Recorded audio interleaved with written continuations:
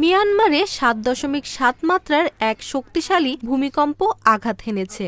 আজ শুক্রবার দুপুরে মধ্য মিয়ানমারে আঘাত হানা এ ভূমিকম্পে ইয়াঙ্গুন এবং প্রতিবেশী থাইল্যান্ডের রাজধানী ব্যাংককে ব্যাপক আতঙ্ক ছড়িয়ে পড়ে। আতঙ্কিত হয়ে বহু মানুষ ভবন থেকে বেরিয়ে এসেছেন বলে প্রত্যক্ষদর্শীরা জানিয়েছেন। তবে এতে উভয় দেশে কী পরিমাণ ক্ষয়ক্ষতি হয়েছে কিংবা এতে হতাহতের ঘটনা ঘটেছে কিনা তা তাৎক্ষণিকভাবে নিশ্চিত হওয়া যায়নি। মার্কিন ভূতাত্ত্বিক জরিপ সংস্থা USGS জানিয়েছে, ভূমিকম্পটি ৭.৭ মাত্রার এবং এর গভীরতা ছিল ভূঅভ্যন্তরের ১০ কিলোমিটার গভীরে। প্রথমবার আঘাত হানার পর আরেকটি শক্তিশালী আফটারশক অনুভূত হয়।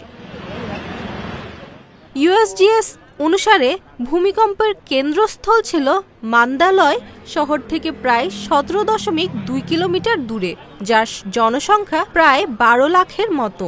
তবে মিয়ানমার থেকে তাৎক্ষণিকভাবে ক্ষয়ক্ষতির কোনো খবর পাওয়া না গেলেও ব্যাংককে ভবন ধসে পড়েছে।